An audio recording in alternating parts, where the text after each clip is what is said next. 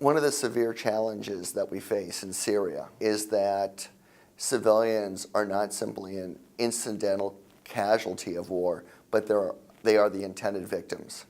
And so what that means essentially is that for a variety of reasons, the Syrian government, the Russian military, and some of the rebel groups have decided that they want to use civilians as a pawn.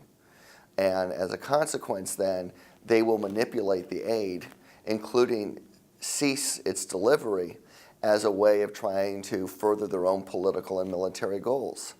And when that happens, when civilians are basically used as part of the military strategy, there's very little that outsiders can do. The most that can be done, as we've seen, is this attempt to negotiate access. But as we've seen time and time again, not just in Syria, but in Bosnia and elsewhere, if the combatants don't want the aid to go in, then they're just not going to let it go in. There needs to be a more comprehensive strategy for thinking about civilian protection during times of war.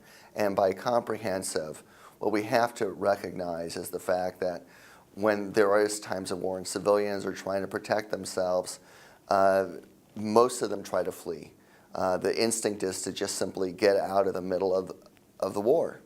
And as that means then that they become IDPs, internally displaced peoples, so they are refugees within their homeland, or they cross an international border. And the problem then is that there is no policy in place to try to handle what are the needs of the refugees.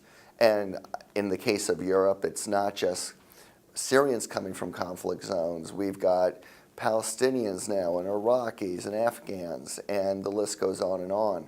So one of the challenges is actually coming up with a humane refugee policy, which states have been reluctant to do.